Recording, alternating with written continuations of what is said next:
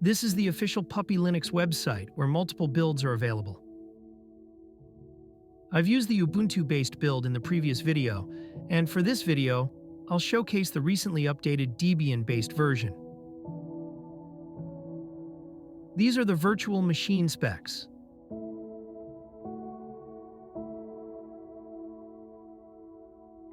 Puppy Linux can be used live just fine without installing it.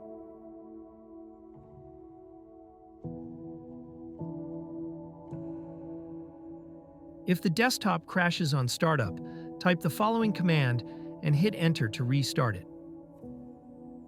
This build of Puppy Linux looks better than the one that I showed in the previous video because it has a different desktop environment. To install it, go to Setup, then Puppy Installer. Click on Installer, then select which drive type to install it on. Use gparted to manually set up disk partitions.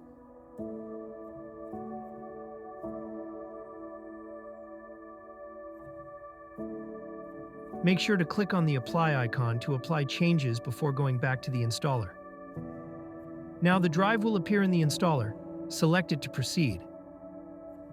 Click on OK, then install on the following prompts.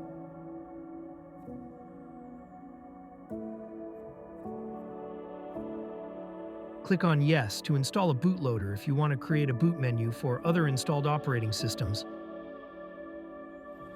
Install process is still the same. It's not completely automated, but it's very simple and direct. There you go, all done. You can now reboot and remove the install media. Even though this build is larger size-wise, but it's still very fast. Operating system info if you're interested.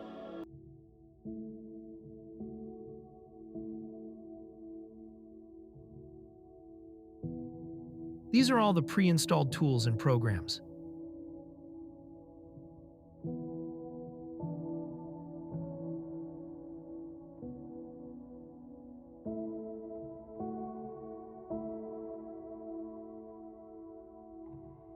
This is the control panel, where you can change and tweak a lot of stuff. The UI looks very basic and simple, but it's very customizable.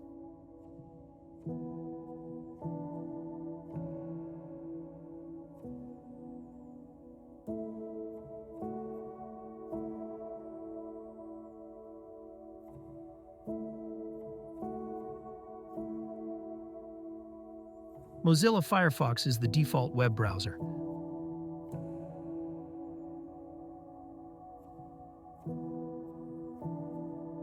And, of course, a simple file manager.